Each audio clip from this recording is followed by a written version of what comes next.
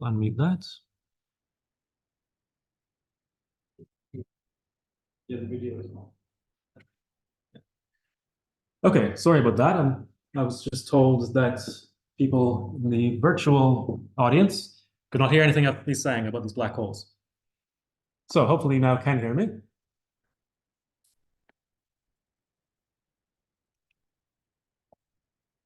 Now, there we go. Okay, so this whole endeavor of studying black holes totally changed with gravitational wave astronomy. So gravitational wave astronomy allows us to actually see, but more like hear black holes in strong dynamical systems interacting, see their behavior, and we can start to actually really assess, are they described by general relativity? Are they the black holes that we understand from Einstein's theory? So this is just an image of the first detection. Here's the actual data from LIGO back in 2015. This is the very noisy data in blue. Black is a theoretical model of what the signal should look like. And by matching the model to the data, we figured out what kind of system created the signal. And it was the in-spiral and eventual merger of two black holes that were about 30 times as massive as our sun. We get this very characteristic behavior. They gradually spiral in towards each other. They merge. You're left with a single black hole that is vibrating, what we call ringing down, and then it settles down to a stationary state. So this was a huge breakthrough. This was the first time we actually saw black holes in action, and this won a Nobel Prize. Since then, we've seen many, many, many signals. All these were just in the first 2 years, quite a few, almost all of them black holes. We did see a few neutron stars. And nowadays, LIGO, Virgo, and Kegra are detecting black hole binaries every few days. So they stopped taking data about a month ago, but before that, I've just circled the three most recent things, and you see it's only 5 days apart. They detected 3 separate events. So we're now seeing black holes all the time. So things that used to be just purely theoretical, or we had very indirect evidence, now we're actually seeing them very frequently. And we understand, one thing we understand, there's a lot more black holes than we might have predicted beforehand. But this is really just the starting of this whole exercise. Currently, we have 3 functioning gravitational wave detectors. Well, 4, because there's actually 2 LIGO detectors. So there's LIGO in America, there's Virgo in Italy, and Kegra is part of the network. Currently, it's not reached its design sensitivity, so it is not actually detecting anything, but it is part of the detection runs. And then LIGO India should be supposed to be running in the next 5 years or so. I don't know if that's overly optimistic. And in the next 2 decades, we're going to see a lot of new detectors. So we're going to have more detectors on Earth that are basically 10 times as sensitive as the current ones we have. Those are the Einstein Telescope and Cosmic Explorer. Those missions are kind of in the pipeline, being under development. Then in outer space, we're going to have LISA. You might have heard that LISA was officially adopted by the European Space Agency last month.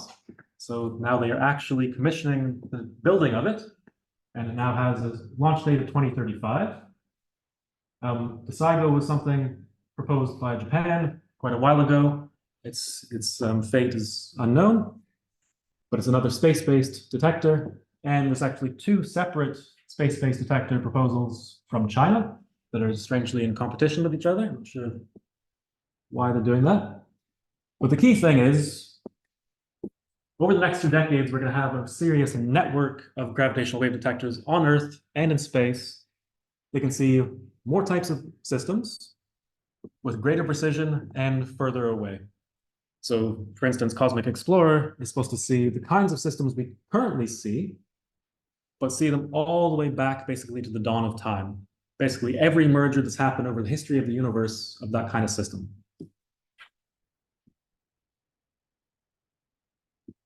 So here's a very interesting website I recommend that you check out, GW Plotter. So this looks at all the current detectors, all the proposed detectors, what they're sensitive to. And or what frequencies they're sensitive to, and what kind of systems they will observe in those frequency bands. So the key thing here is that the frequency of a gravitational wave is inversely proportional to the total mass. So if you want to see heavier things, you want to see bigger things, you want to see heavier black holes, you have to go to smaller frequencies. So over here on the right, you see LIGO detector. That's the black curve here. Virgo is very, very similar, a little bit less sensitive. Down here, an order of magnitude more sensitive, is Einstein telescope, which is under development. DeSigo is that space-based mission that Japan has proposed, and LISA is the one that we are building. So LISA is going to see much lower frequencies and therefore much larger, heavier systems. And then way down here, you have pulsar timing arrays. So this is actually using measurements of pulsars to infer gravitational waves passing through all these pulsars over the universe. And so they see very, very low frequencies and therefore very, very massive black holes. And you might have seen them in the news recently as well, that they had announced a more firm detection of a background of gravitational waves created by supermassive black holes, basically in merging galaxies. So when two galaxies collide, the black holes at their center merge, and pulsar timing arrays are seeing just a background of gravitational waves created by those systems. So what I'm mostly interested in is basically the mass ratio. So all of these systems are broadly similar. You have two black holes, sometimes neutron stars, but usually black holes, orbiting around each other. They're emitting gravitational waves, so they're losing energy. So they're getting closer and closer together. And then eventually they merge to create a single black hole. But different detectors can see very different varieties of those systems. So this is what we see currently with LIGO, Virgo, Cagra. These are called comparable mass binaries. These are where the two black holes are roughly the same size as each other. LIGO, Virgo, Cagra also are seeing very circularized binaries, so they're really going around almost in perfect circles as they slowly spiral in towards each other. Now, with future detectors, we will continue to see these kind of comparable mass binaries, but bigger versions of them. So LISA will see massive versions. Again, when two galaxies collide, we'll have the massive black holes at their cores, forming a binary, eventually merging. And these kinds of events are the most energetic events in the universe. So we will continue to see these kinds of systems, but just different versions of them. But we're also going to see systems that we call asymmetric binaries, where one of the black holes is much larger than the other one. So an intermediate mass ratio in spiral is where the ratio of the two masses is maybe 1 to 100 or 1 to 1,000. So this picture is not at all to scale. This should be really 100 times smaller than this, but it's hard to show that meaningfully. And these kinds of systems are interesting because they contain intermediate mass black holes. So historically, we've seen two kinds of black holes. We see black holes in the centers of galaxies, mostly through radio evidence, but more recently with the Event Horizon Telescope. So these are, 100,000 times as heavy as our sun, 1,000,000 times, maybe 1,000,000,000 times as heavy as our sun. Then they're called supermassive black holes. Then the things that LIGO sees are all these stellar mass black holes that are formed, when a star collapses and it's basically as heavy as the star was going in. So these are things that are a few solar masses, a few times as heavy as our sun. And historically, we haven't known, are there black holes in the middle, somewhere between the stellar mass ones and the massive ones? Because somehow those massive ones had to have grown from something. So presumably at some stage in their evolution, they were intermediate. But we haven't had strong observational evidence of these things existing really until recently, when a few years ago, LIGO detected a black hole that was about 120 solar masses. So that's getting into the intermediate regime. And so if we can detect a few of these, then that will tell us about how black holes have formed and evolved over the whole history of the universe. Where did the massive ones come from? Did they come from intermediate mass ones? Then we have the most extreme example of an asymmetric binary. These are called extreme mass ratio inspirals, or EMRIs. So these happen in galactic cores when a massive black hole captures a stellar mass object in a very tight binary, and the stellar mass object slowly spirals in and falls into the big black hole. Now, these systems are incredibly high precision probes of the galactic cores and of the massive black holes that live at the center of the galaxies. So I'll tell you some more things we can learn about them because they're so high precision. But the key thing here is that they are key sources for LISA. So LISA will see a lot of different things, but the two big, kind of game-changing sources that it's trying to observe are massive black hole binaries, like I mentioned, where it's comparable mass, but both the black holes are massive. And then these extreme mass ratio inspirals. These are the two key kinds of sources for LISA.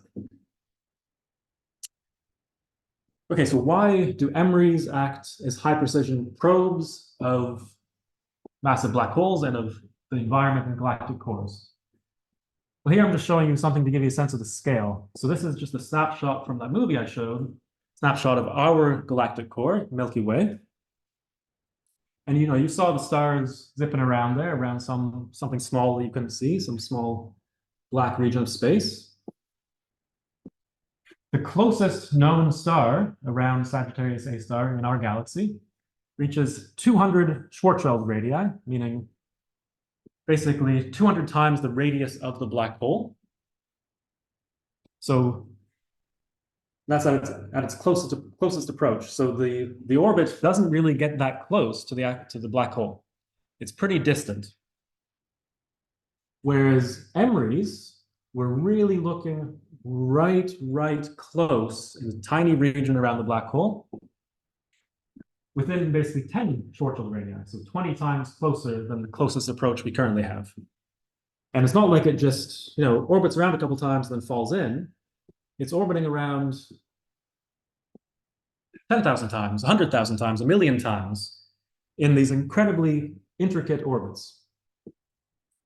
So you can imagine it's giving you very precise information about the space-time geometry of the black hole, and it's incredibly sensitive to anything that's happening around it. So it can also tell you about the environment by measuring environmental impacts on the system. Okay, so what can we learn if we detect these systems? So a key fact about GR, one of its most profound predictions, is that all black holes, if they're stationary, just sitting there by themselves, are actually almost identical to each other. No matter how they were formed, no matter what falls into them, you always end up back with the same kind of black hole. There's only one kind of black hole. It's called a Kerr black hole. And it's described by a Kerr space-time geometry. So we think that every black hole, if we give it a little time to settle down, looks the same up to just a choice of two parameters, its mass and its spin. So no matter what its history was, it's completely determined just by its mass and spin. So that seems pretty incredible because, to describe a random object around you, you need a lot more than two parameters. You need tons and tons of information. But a black hole, no, you just need two numbers. So with EMRIs, we can actually test, are black holes what we predict from GR, or are they something different? And this will really be the strongest and the real first test of the Kerr hypothesis. So I call it a hypothesis because we don't know if GR is exactly true. But it will test, are these black holes really what you think they are? Are they true black holes? Are they described by the Kerr geometry? EMRIs will also allow a lot of other tests, and they'll typically be more precise than any other planned experiment. So what are the kinds of things we can measure with EMRIs? And basically, all of this is also true of intermediate mass ratio wind spirals. So we learned a lot of information about fundamental physics, or we hope to. So I said that with MRIs, we get a precise measurement of the space-time geometry around the black hole. What you can really translate that into is the multipole structure, the mass and the spin and the quadrupole moment of the black hole. Which is basically telling you how non-spherical it is. So we can measure these with much better precision than any other proposed experiment, orders of magnitude better. And based on that, we can test, okay, is this a Kerr black hole? Is it something else? We can also search for new fundamental fields. So we know that GR at some stage is incompatible with quantum field theory. And most attempts to reconcile them introduce new fields, new scalar fields, usually new scalar fields, but other fields can arise. And they will impact MRIs. They'll impact them in a way that we can actually measure. So these are actually not just probes of the black hole, they're probes of our fundamental theories of physics. Are there fields beyond the standard model of particle physics? Are there fields beyond what we think of in GR? And there's a whole slew of other precision tests of GR you can do. Then you can also just get astrophysical information, or as I've called astroparticle physical information.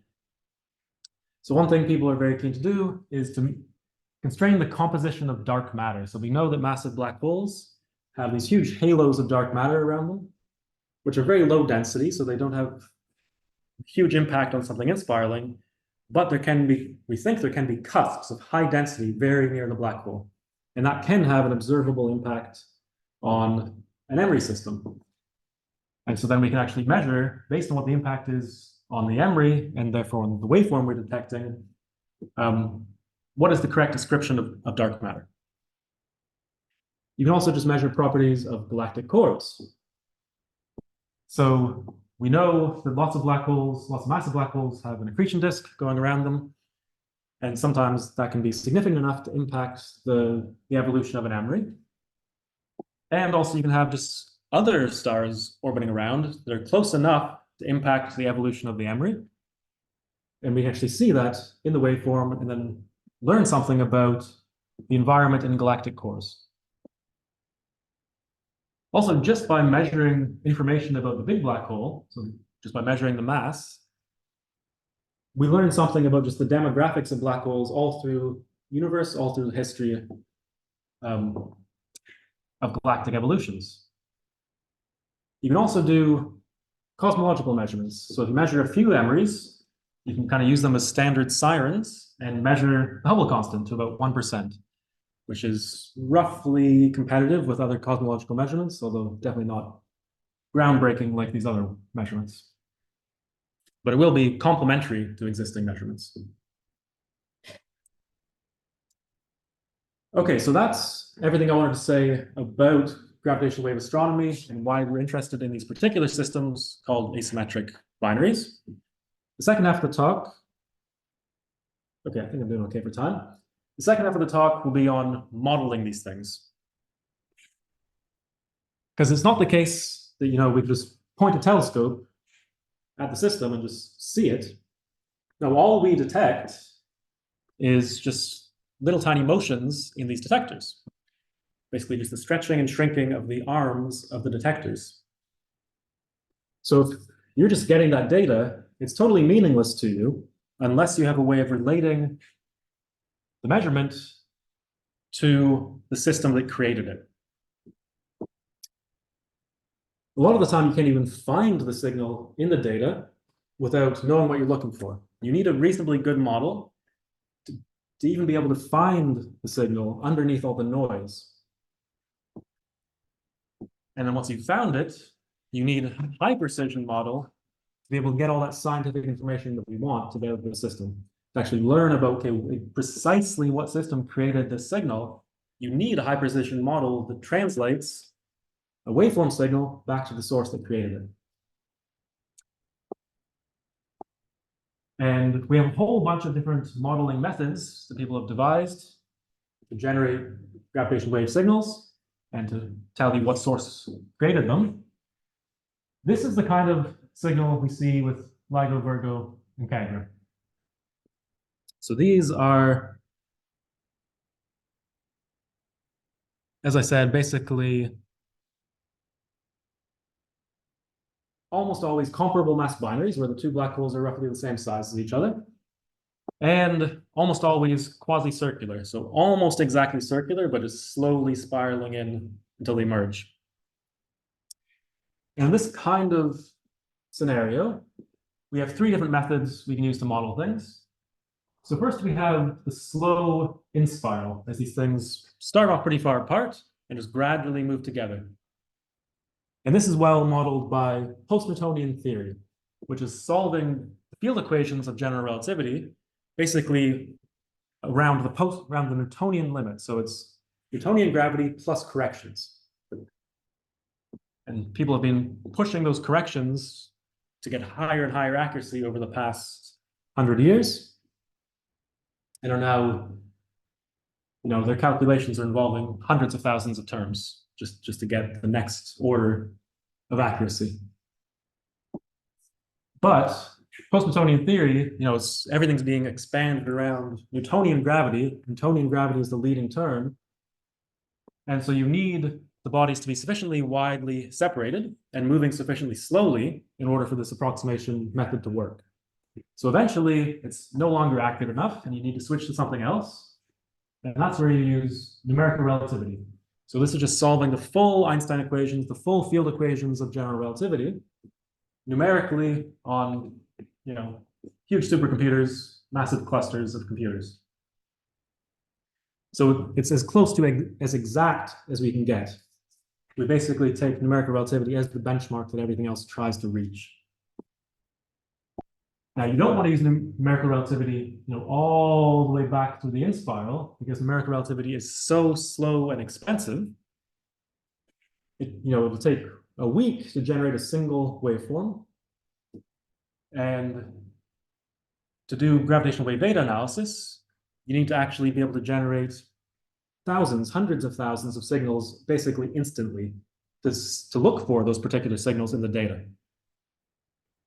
So numerical relativity, you definitely do not want to be using for everything, but it really is essential for this final merger phase when the two black holes collide. It also gives you, just for free, the very last stage where the remaining black hole rings down. But you can also separately describe that last phase using black hole perturbation theory.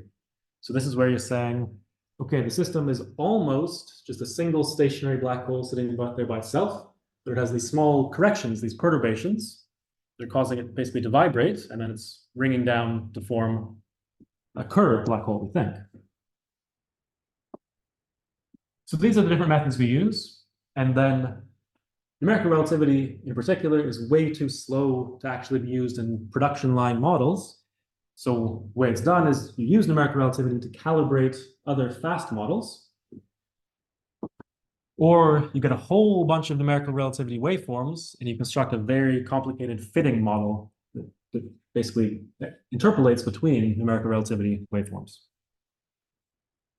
But this whole paradigm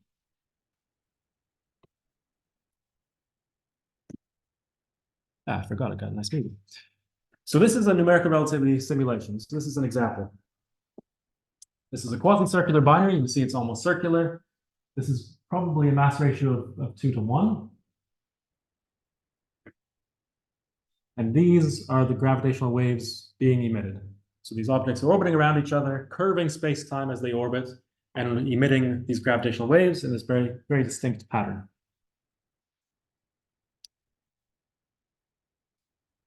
But this whole paradigm of using post-Newtonian theory, numerical relativity, and black hole perturbation theory, that's really targeted at systems that are comparable mass systems. That doesn't work at all for very asymmetric binaries. So this is a sketch of the binary parameter space, the two key axes in space. So one is the mass ratio that I keep mentioning, just how big is one object relative to the other. And then there's the separation between the two objects. How widely separated are they? So as I mentioned, post-Newtonian theory is good for widely separated objects.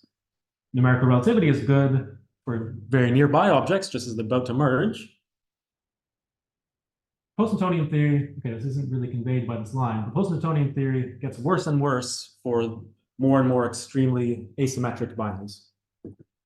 And numerical relativity basically just completely conks out. It can't cope with extreme mass ratios at all because it would just take too long to run.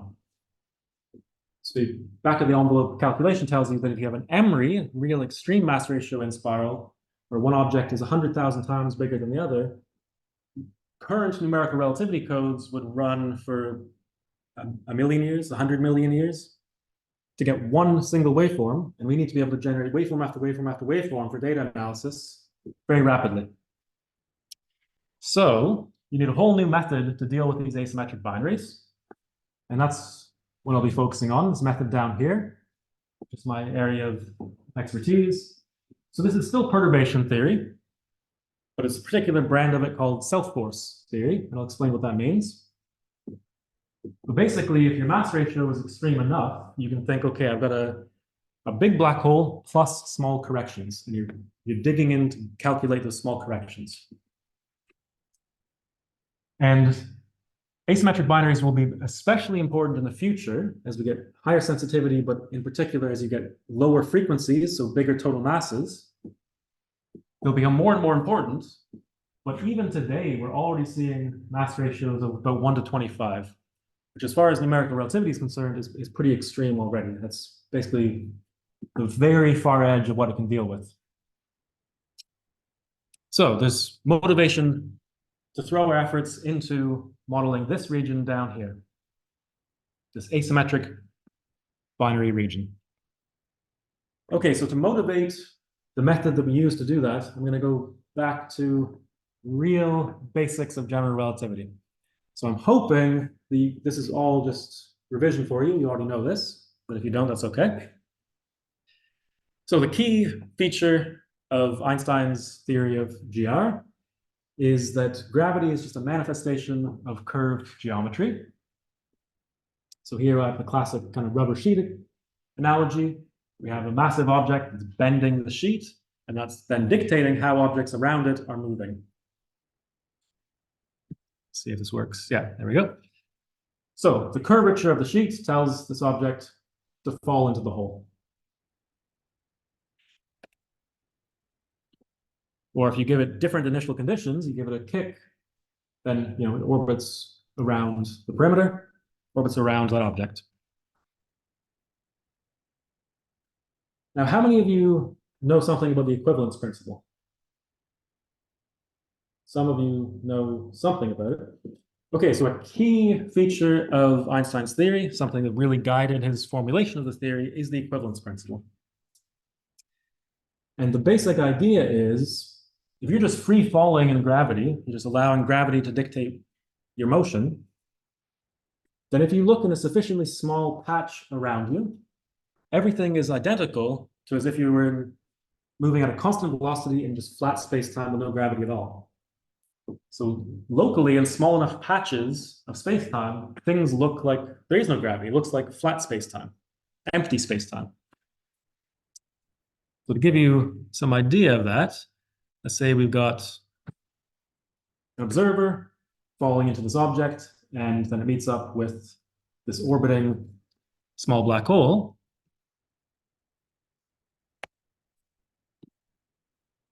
If you zoom in around the small region where they meet, in this little, sufficiently small patch, everything looks flat, and the observer and this very small black hole are moving in straight lines.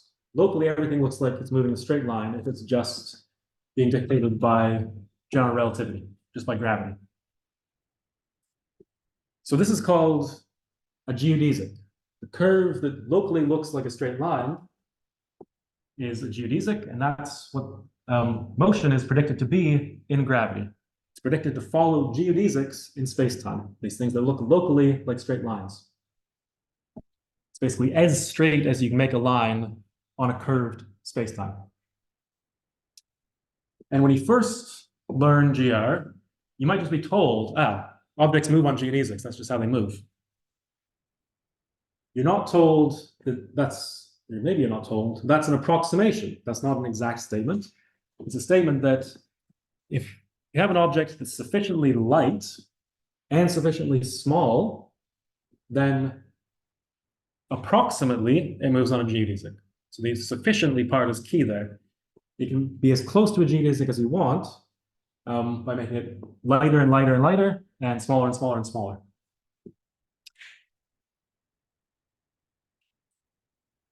Now, if we have this black hole, same idea, it's just reaching infinite curvature.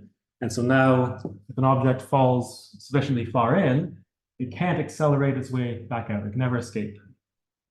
I assume you all are familiar with that. Okay, now let's look at the system that we're interested in. We have a big black hole, and then we have another black hole. Well, I've drawn it as a star. It could be a star. But you have a much smaller object in the vicinity of this big black hole. And so basic GR, you'd say, okay, it's very, very small. Equivalence principle tells us it's moving on a geodesic.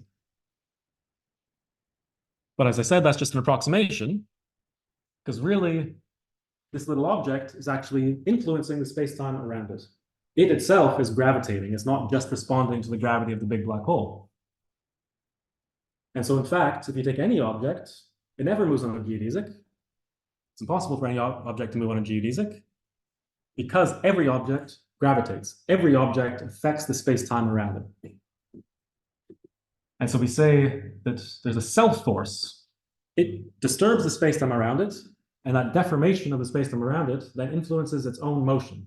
It's like it's exerting a force back on the little object that created this perturbation. And as I said, all objects experience a self-force all the time. None of us are moving on geodesics. Well, we're especially not moving on geodesics because the force of the ground is helping us not fall. But even if we're out in space, we'd still not be moving on geodesics. There would be a self-force exerted on us. So for example, if you were in outer space, if you're just orbiting around the Earth, you would experience a self-force, but it would be incredibly tiny. So roughly 1/1,000,000,000 of 1/1,000,000,000th of the astronaut's weight. So unobservable, incredibly tiny. Even in an emery, where it's a black hole, so it's really strongly gravitating, even in an emery, the self-force is very, very small. But the key thing is the effect of this tiny force accumulates and causes that in-spiral. It's what causes the small object to eventually fall into the big object. It's the self-force that does that. So this is why we call this whole method of modeling these systems self-force approach. We need to actually calculate the self-force on the small black hole and calculate it accurately enough that we can track the motion of the small object around the big one for hundreds of thousands of orbits very precisely. Okay, so I have, I think, 2 slides with a little bit of mathematics. This is the way we're approaching the problem. We're saying we have a small parameter, which is the mass ratio, small mass divided by the big mass. So in an emery, that's 10 to the minus 5, and in IMRI, it might be 10 to the minus 2. This here is the space-time metric describing the whole binary system. And when we model these systems, we pretend there's nothing else in the universe. We just have these 2 bodies, or you might put some additional environmental effects, but most of the time you're saying, okay, 2 bodies, nothing else. And that's a pretty good approximation. Well, actually, incredibly good approximation. So we have some space-time metric describing the geometry of this binary, space-time geometry of the binary. We have a 0th order term that is the metric of the big black hole as if it were just sitting there, not interacting with anything. Then we have these small corrections, so an epsilon and an epsilon squared and so on to higher order, that are created by the small body. So these are the influence of the small body on the space-time. And as I mentioned, these little deformations of the geometry then influence the motion of the small body, exerting a self-force on it.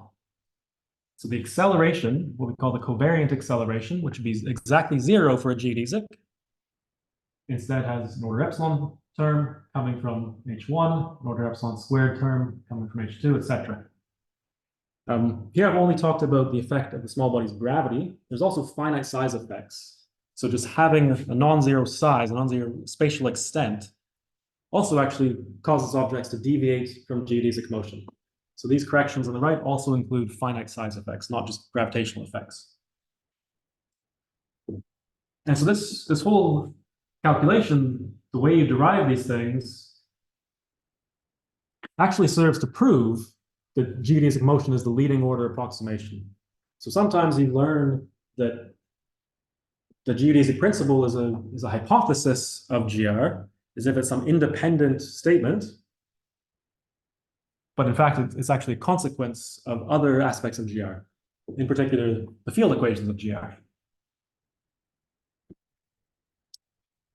Okay, now I have 2 more slides with mathematics. Okay, so let's look at just the zeroth order problem, where it is a geodesic in the geometry of this big black hole. So even at zeroth order, this motion is incredibly complicated. It's not like we're used to in the solar system. It's not like we're used to with satellites orbiting the Earth. This is incredibly complicated motion. But it does have 3 constants of motion, 3 things that are constant throughout the whole evolution of this. There's the orbital energy. There's the angular momentum. So if this object is spinning around this axis, this is the angular momentum of the small guy around that same axis. And then there's something called the Carter constant, which is related to the inclination of this binary, because you can see this is moving up and down. It's not on a fixed plane. So even though you have incredibly complicated motion, you do have 3 constants of motion. So if you ever studied dynamical systems, this is called an integrable system, because it has enough constants of motion. And when you have that, you have periodicity of some kind. Here we have tri-periodicity. So we have 3 distinct periods of motion. One related to kind of a simple azimuthal period. So that's just a period of orbiting around the black hole like this. Then this is not at a fixed radius. It's getting closer and further all the time. And so you have a radial period. And then, as I said, this is not confined to a plane like we're used to in the solar system. This whole thing is moving up and down. So we have 3 distinct frequencies, which is a key feature that we can see in the waveform. It's these 3 frequencies that really determine the structure of the waveform. Then associated with each of those frequencies, we can choose phases that have constant rates of change. So the rates of change is just these frequencies that are constructed from these constants of motion. So these are phases that go from 0 to 2 pi along one complete radial period, for example. Closest approach, back to furthest, then back to the closest. Now, the papers I was asked to summarize in this talk are really, I'm just getting to them now, they're really building on this starting point of this triperiodic geodesic motion at 0th order. Now, what happens when you turn on the self force, so when you allow those perturbations to exist, these things are no longer constants. They're now slowly changing with time due to the self force. So we can still have these 3 phases describing these 3 periodic motions, but now the frequencies themselves are slowly changing with time because E, L, and Q are slowly changing with time. So for a geodesic, you just have exactly 0 here. This equation would be identical. So the only thing that changes in the orbit, in the orbital dynamics, is you now have these correction terms here. Okay, now here's where I expect, I don't expect you to fully understand what I'm about to say. The key thing that we're going to do to build our models, so what we're trying to do is we're trying to solve the field equations, which are partial differential equations. We're trying to solve those field equations for this system. Those field equations are called Einstein equations. And the way we're going to do it is we're going to say that our metric perturbations are not functions of time, some choice of time in space-time. No, they're going to be functions of the orbital parameters, these phases and these slowly evolving parameters. And then we're going to solve this PDE by making it a new PDE, a new partial differential equation, on the orbital phase space. Now, this turns out to be much more practical than trying to just directly solve things in space-time. One of the reasons it's very practical is, as I mentioned, a goal in gravitational wave source modeling is not just to have high accuracy. You need speed. You need to be able to generate waveforms, instantly in order to do data analysis. And this formulation of the problem allows us to split it into two pieces. What we call an offline phase, which is incredibly slow. So the waveforms that I generated, it takes a year to generate all the data offline. And what you're doing there is you're solving the field equations on a grid of these parameter values. So you pick an energy, you pick an angular momentum, you pick a Carter constant. You're then able to solve the field equations. You then pick another one, and you solve again. And you just store all the data that comes out of that. Now, the waveform is actually just this quantity evaluated very far away from the system. So you've actually stored the waveform, but you've stored it as a function of the orbit. So then what you do is you just solve these very simple differential equations. And that tells you how the orbit is evolving with time. And that tells you how the waveform is evolving with time. And so then we're able to get these waveforms in much, much less than a second, which is kind of a key requirement for these models. Okay, so here's another movie. This is an example of one of these emeries. You can see this is very, very, very different from the numerical relativity simulation I showed you, where everything looks very simple. Everything was very, very circular and just gradually spiraled in until things merged. Here we have incredibly complicated dynamics that last for many, many, many, many orbits. And then eventually, the smaller object falls into the bigger one. So this is actually quite an old animation by Steve Drasko, who was working at MIT at the time. This particular inspiral was based on a few additional crude approximations. This is not very accurate. Qualitatively, it looks right. This is what we're going to see. Quantitatively, this is not accurate at all.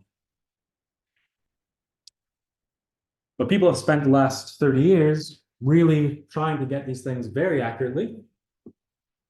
And so I'm going to return to this picture of the regimes where different methods apply. And a few years ago, someone turned this cartoon into an actual analysis of the domain of validity of each of these models. So let me just flash back so you see what's happened. So I had numerical relativity down here, what we call self force over here, post-Newtonian up here. So same structure. What's being called small mass ratio is just the self force approach. What's called 1 PA here means we're going to second order. Forget the 1, we're going to second order in that small quantity epsilon. So we're doing all our calculations to nonlinear order. So numerical relativity, sure enough, is down in this corner. Post-Newtonian theory is up here. But an interesting thing that was found is that this self-force approach is not just limited to emeries, which would be way, way off to the right, way off the scale here. It actually covers a big region of parameter space for nearly comparable mass ratios.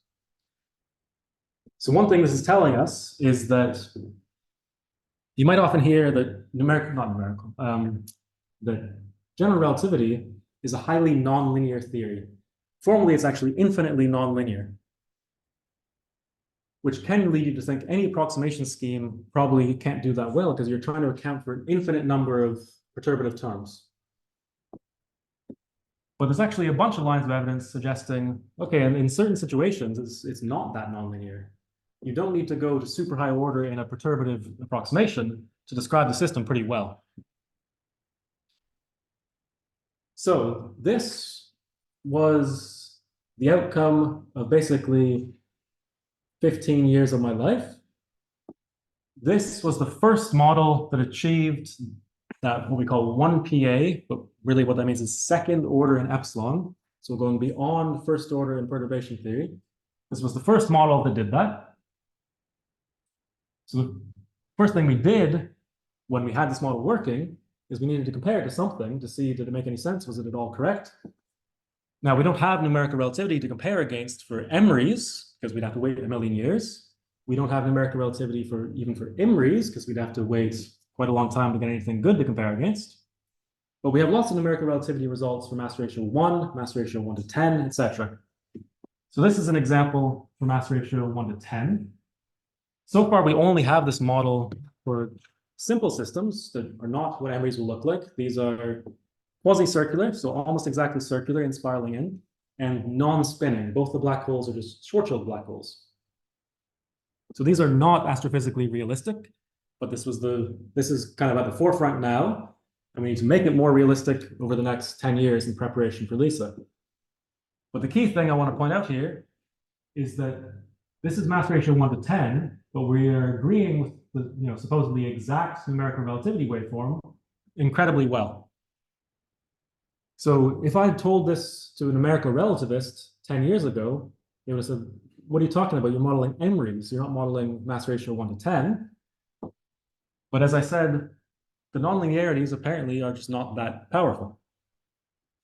This is only going to second order in our approximation scheme, and it's already quite accurate at a mass ratio 1 to 10. Mass ratio 1 to a million, like an MRE, it'll be incredibly precise.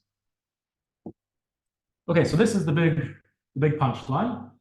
We now have these waveforms, and these waveforms, as I said, are coming from analysis of very small corrections to the equivalence principle, basically, to the geodesic principle. And apparently, those small corrections are enough to agree very, very well with the exact solution to the Einstein equations. Okay, so I will wrap up there. I think I'm on good time. So gravitational wave astronomy is already booming. We're already seeing systems all the time. We now know that the universe is jam-packed with black holes, and we see them every few days. And over the next 10 to 20 years, we're going to be seeing a lot more as these new detectors come online. And a big part of gravitational wave astronomy will be about these asymmetric binaries. But in order to extract all the exciting science we hope to from these binaries, we need highly accurate models. And as I just said, I think just the method we are using to model these things tells you interesting features of the theory of general relativity. Tells you about the strength of nonlinearities, tells you about what are the very tiny corrections to the equivalence principle that actually are happening around us all the time.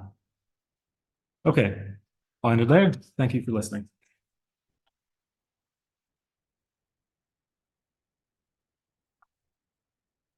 What time would be questions for this?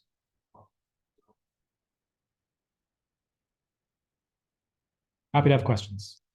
Yes. How does or how will quantum computing affect our ability to do numerical relativity simulations? So far, quantum computing is very good at some things and not good at anything else. So I have no idea. Probably no impact at all. Okay. Machine learning might actually revolutionize everything. It's already changing how we're doing data analysis.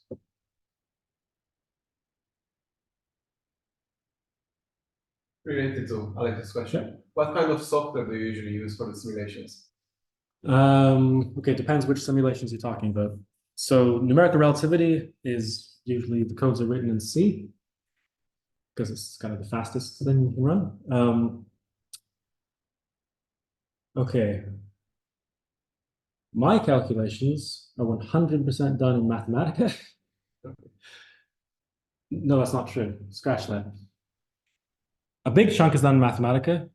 Another big chunk is done in C. But the chunk that's done in C, we could do in Mathematica. Because, yeah, for us, the calculations, the numerical calculations tend to be fairly cheap. It's just that we need so much data.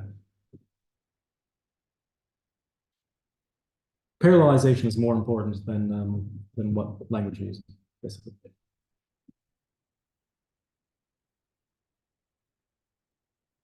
There are no more questions. So another round of applause, please.